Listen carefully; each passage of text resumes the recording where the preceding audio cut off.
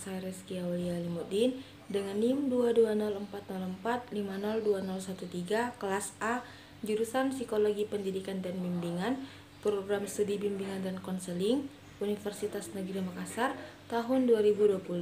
Melalui video ini, saya akan menjelaskan mengenai ragam bahasa lisan dan ragam bahasa tulis.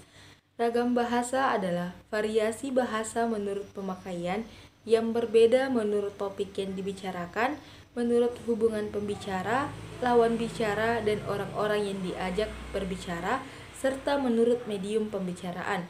Menurut Krida Laksana 1981, ragam bahasa yang baik adalah ragam bahasa yang oleh penuturnya dianggap sebagai ragam bahasa yang baik, mempunyai presentasi yang tinggi yang biasa digunakan di kalangan terdidik, di dalam karya ilmiah atau di dalam surat menyurat yang bersifat resmi yang disebut sebagai ragam resmi.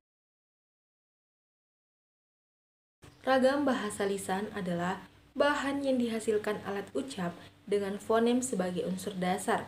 Adapun ciri-ciri ragam bahasa lisan, di antaranya yang pertama, memerlukan kehadiran orang lain. Yang kedua, unsur gramatikal tidak dinyatakan secara lengkap.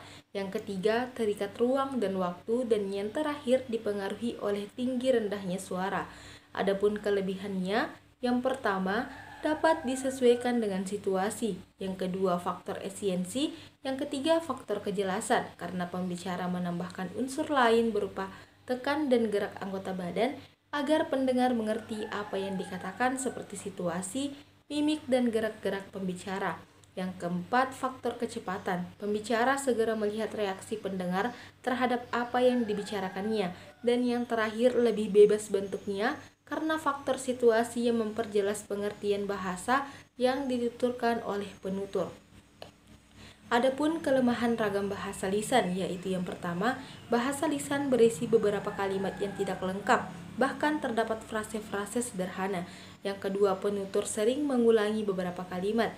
Yang ketiga, tidak semua orang bisa melakukan bahasa lisan. Dan yang terakhir, aturan-aturan bahasa yang dilakukan tidak formal. Ragam bahasa tulis adalah bahasa yang dihasilkan dengan memanfaatkan tulisan dengan huruf sebagai unsur dasarnya. Adapun ciri-cirinya, yang pertama, tidak memerlukan kehadiran orang lain. Yang kedua, unsur gramatikal dinyatakan secara lengkap. Yang ketiga, tidak terikat ruang dan waktu, dipengaruhi oleh tanda baca atau ejaan.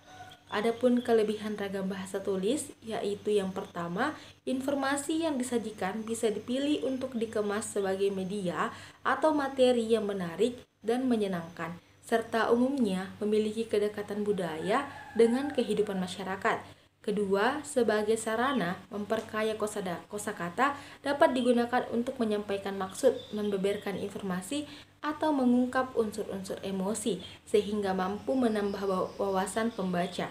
Adapun kelemahannya, yang pertama, alat atau sarana yang memperjelas pengertian seperti bahasa lisan itu tidak ada, akibatnya bahasa tulis harus disusun lebih sempurna.